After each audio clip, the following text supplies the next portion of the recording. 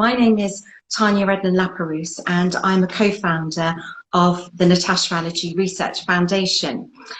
And I came across Hannah's blog a while ago and I just remember being so impressed with her content. You know, here's a young person, she's a blogger, her account is Let's Talk Food Allergies. And she was really wanting to spread awareness and education about allergies and what it's like being a young adult with food allergies. I think there's quite a lot out there for parents, young children, and certainly less for young adults and older people with food allergies. So it was something that we really wanted to start addressing. So Hannah, do you want to introduce yourself to everyone? Maybe tell them how old you are and what you're allergic to and, you know, what you're doing in your life at the moment. Yeah, so hi everyone. Like Tanya said, my name's Hannah, I'm 21. I'm a student from Hertfordshire. So I've done my degree now, so I did 3 years at university and I'm going back next month. I have multiple severe food allergies, so I'm allergic to peanuts, tree nuts, sesame and some legumes as well. So I've lived with them my whole life and I started my allergy account really just to raise awareness and to try and help people by sharing my experiences and trying to kind of give people some idea of my tips and tricks that I've learned over the years. Wonderful, thank you very much. And you've just recently finished university, is that right?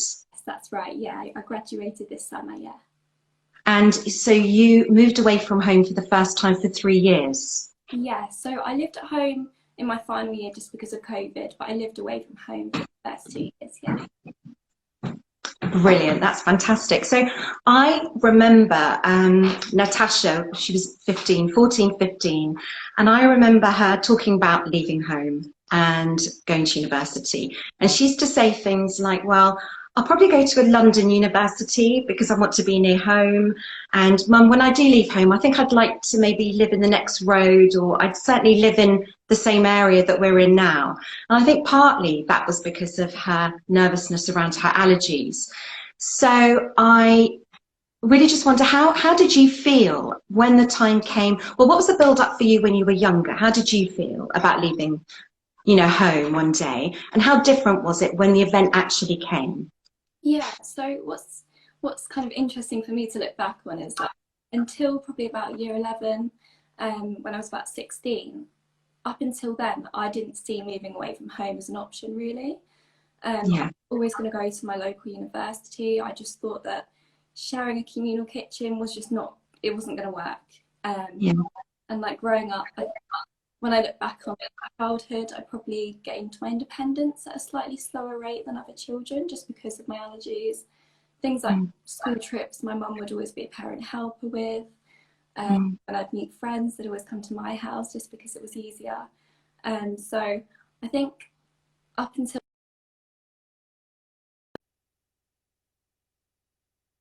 that, it would be an option. So I kind of gained more confidence as I joined secondary school. And as I got more confident, I thought, you know, I do need this independence. So I moved away from home in 3 years ago. So yeah, so I really wanted to gain that independence. And I think only when I was 16 did I realise that that was an option. Amazing. And when the day came to actually leave, had there been a lot of planning around your allergies? Did you have to do, would you say, more prep around your safety than maybe other people that don't have don't have food allergies?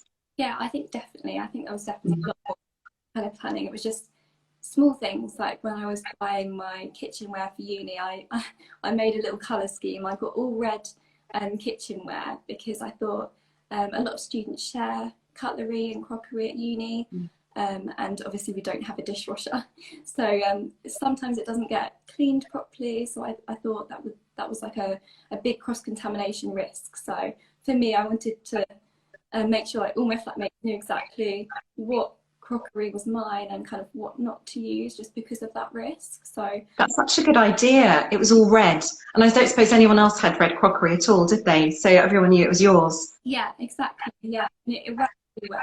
I think also just things like I stocked up on so much food, because I think when you have allergies, you can sometimes only get certain foods in certain shops. And my uni really wasn't near many shops at all. The big supermarket was kind of a 20-minute commute away. And other than that, like, it was quite a distance to find other supermarkets near my university. So I had like boxes of food under my bed. I'd stuck them up, and I had loads of food. All your favourite snacks. Yeah, exactly. Yeah, yeah, no, I get that completely. And then when you first met your flatmates, I mean, were you in halls of residence in the first year, and then you moved into, did you flat share after that, or what happened to you? Yeah, so I was in halls of residence the first year, and then I moved into a house in the local area with 4 of my flatmates, so that was good. And when you first met your new friends, how did you bring up the subject? I think it's difficult when you meet people.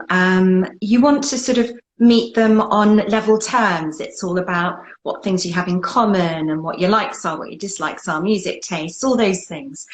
And of course, you have to tell them something really important, which is your food allergies. How did you do that? How did you manage that situation? Yeah, I think this was a big worry for me before, and I thought a lot about it, like how I was going to bring it up, because I think I was really worried about being perceived as like the serious person. Like, obviously it is a serious matter, but I thought to myself that I needed to tell them kind of straight away, because not necessarily like straight away, but on the first day, just because from a safety point of view, it's so important that they knew what was going on if I did have a reaction. So I knew that I needed to tell them very soon. And what actually happened was, I think we were going out the first evening, because it was the first day of freshers. And we were all in the kitchen, and we were just about to start drinking. And before everyone started, I had everyone in the kitchen, so then I explained my allergies. And I stressed the severity. I think that's quite important, because a lot of people don't realise that it is life-threatening. And I think that's really important to stress to people, so that they understand, like, that, you know, when I was talking about when they cook with my allergen, just being like extra careful, making sure to clean the surfaces and things, so that because I stressed the severity, they understood that that's a necessity. So all my flatmates were lovely. They were so understanding, and it was so reassuring for me, because it made me feel so much safer as well. And I also bought a trainer EpiPen device to uni as well. You can get for free from the websites, and I had some of my flatmates practicing with that as well. So that made me even more reassured when going out with them, because I knew if I was in a situation where I had a reaction and I can give myself the EpiPen, one of my flatmates could. Brilliant. Such a good idea. And did you find that with explaining clearly, so that there aren't sort of any fuzzy edges, they really understand what can be done, what must be done, how you can be kept safe, and this is what could happen in emergency? Do you feel that that empowered them to know that you were safe around them as well? Do you think it kind of went both ways? Yeah, definitely. I think when I was thinking about it from their perspective, I was thinking, if I had a reaction, and I was in their position and I was watching someone, you know, have an allergic reaction, I would much rather be in a situation where I knew what to do than be in a situation where I just felt helpless and didn't know what to do to help them. So I knew that the best thing was to be very clear and explain my allergies and train them with my EpiPen, so that they didn't feel helpless in that position. Absolutely. And because of that, do you think you missed out on stuff? I mean, when you look back on those 3 years, do you feel that you had as much out of the experience as your friends, would you say? Yeah, like when I look back on my experience, I don't feel like I missed out at all, really. I think my flat were very good at kind of not out for meals, like, because I don't tend to eat out, just because I find it quite like an anxiety-inducing experience, really. So I tend to avoid it. And my flat was so good, we'd go out for drinks rather than for meals. And there was one incident when we did go out for a meal, and I just went and I had a drink rather than a meal. So I didn't feel like I missed out at all because I still could go and enjoy their company. So yeah, I don't feel like it affected my university experience negatively. Was that an alcoholic drink you had while they were eating, Hannah? So you don't really tend to go out, but you've been out a few times, obviously. And I think you were saying, I remember when you were talking about safety, how people have to be really also aware, especially students, if they have food allergies, they need to be aware around alcohol and cocktails. Yes. Is that something that you heard about, or did you have an experience yourself? Yeah, so I never had an experience where I reacted from a cocktail or anything, thankfully. But it was more from an observation, because every time I go for cocktails, I would kind of, the first few times I went out for cocktails, I realised that they only rinse the cocktail shakers between drinks that they make. And obviously that, for me, is quite a big cross-contamination risk, because what I realised was some cocktails have things like aquafaba in, which is, I believe, is like chickpea water, and that's obviously a legume that I'm allergic to. So that would be a cross-contamination risk for me if the cocktail shaker wasn't cleaned properly. So I think it just highlighted to me that it's always important to tell the bar staff about your allergies, even if you're just going for a drink. And like, a lot of people remember to tell restaurant staff if they're going for meals, but maybe not so much drinks. And I think that really kind of showed me there is a risk still with drinks. Absolutely. And I suppose, I mean, there are quite a few cocktails that contain nuts and all sorts of allergens, milk, cream, and I don't believe, I mean, there don't have to be any ingredients on alcoholic drinks. So it really is an area that maybe does need to be sort of at the top of people's minds. You know, find your drink that's a safe drink. It could be a vodka and Coke or whatever it is, and maybe sort of don't dabble too much in cocktails, would you say? Yeah, I would agree with that, yeah. Yeah, I would as well. That's interesting. So there's this thing that I've seen on Instagram quite a lot lately, and it's like, what would the younger me say to the older me? Which I love. I think that's just wonderful, because there's so much we learn, obviously, from experience, and just, you know, in a few years of a young person's life can be absolutely massive. And I suppose, you know, between being 18 when you went off to university and you're 21 now, you've had this massive experience that when you were younger, you would have been, well, you were quite worried about and didn't actually see yourself going through it. Is there sort of, are there a few things, one or two things that you would particularly say to your younger self about leaving home for the first time with food allergies? I think the main thing would be like not to worry as much, like not to stress as much, because as soon as I told my flatmates, and they're so accommodating and so kind with it and understanding, those worries just went away really quickly, because I felt really safe in the flat.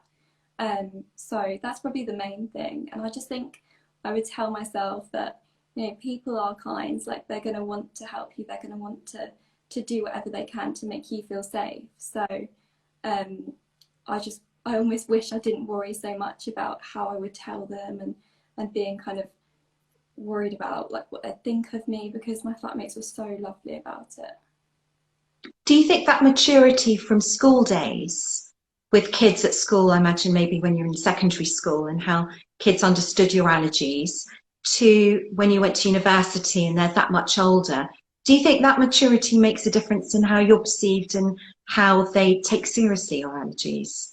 I do think it does, yeah. I think in secondary school I was so shy, like I didn't talk to many people. I was so like I think my allergies made me different. They made me stand out in my eyes, and so I didn't really talk about my allergies. My close friendship group knew about my allergies, but other than that, people I went to school with probably didn't know. And I wasn't very open with that. As soon as I went to university though, like I was very open about it. I think as I get older, I get more confident with telling people. And I think because obviously the people that I was with, they're all so mature about it, because they'd got to that age where I think you understand more. Because I think for me, I was quite, I was worried about what they would think of me, but because you just get to that stage where people grow up and they don't really, they don't judge you for things like that, and nor should they.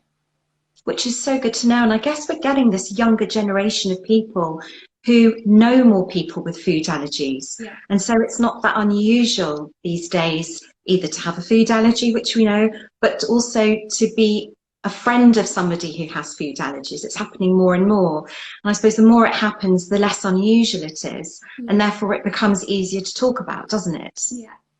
Yeah. Yeah. I think the one thing that I would say was like, what I didn't realise was when I was talking to my friend who I lived with in first year and second year, when I was talking to her the other day, she actually said, you know, until I met you, I hadn't been, you know, affected by allergies at all. I didn't know anyone who had allergies, and that really shocked me. But she even said, like, I've learned so much through like me kind of through living with me, I think, because she didn't really understand like all the ingredient checking and all the little things that we do on a day-to-day basis, which we have to do to keep ourselves safe. And now she's got I suppose like a greater understanding of just allergies in general. Which is brilliant. And then what led you to start blogging? How did that come about? Yeah, I think so. I started my blog in March this year, and I think I started it because I kind of wanted like a summer project, because I was coming to the end of uni and I wanted to do something good with my time.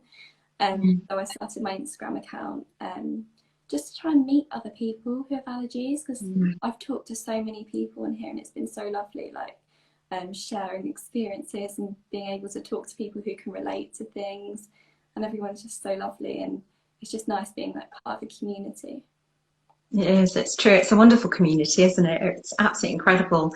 And I guess what's lovely about what you're sharing, Hannah, is it's going to really appeal to young people, not just people who are your age or even maybe a bit older, but I suppose young people, young teenagers who are looking to the future and they are scared, and they're hearing from somebody who's been through what they're going to go through at some point, and just knowing that there's all this stuff you can put in place to be safe, and you don't have to miss out. You can enjoy life and you can leave home. And I guess from my point of view, I'd be also thinking parents of children who will one day leave home, who are going to find it very difficult. I imagine your mum must have found it very hard to say goodbye to you when you went off to uni, and you were going to be looking after yourself. So for her, knowing that, well, I suppose for parents really knowing that it's okay. It's okay, and it's such an important rite of passage, isn't it? Yeah, definitely. I think my mum probably was quite worried about me going to uni. She didn't really let on about it, probably. She was quite worried about it, because obviously, as I said earlier, like I probably gained my independence so early growing up, and I was always with my mum. She was always like looking after me. She was always kind of the person managing my allergies. So I think for me to move away from home, that must have been quite a big step for both of us. Yeah, I'm sure it was. But look, you've just done so brilliantly, and you're helping so many people with your story. It's so amazing to speak to you again, Hannah. I really hope that some of the nuggets that you've given will really bring comfort to many people, and also just bits of information. And as they follow you, and I do advise people to follow Hannah's blog, and her Instagram account is Let's Talk Food Allergies. You will really be able to find out more and more about what it's like living as a young adult with allergies, and it doesn't have to stop you doing anything. So Hannah, thank you very, very much. And thank you everybody who's joined us, so many of you. It's absolutely incredible. And yeah, just if you've got any questions, please contact us over the next few days. Thank you. Thank you.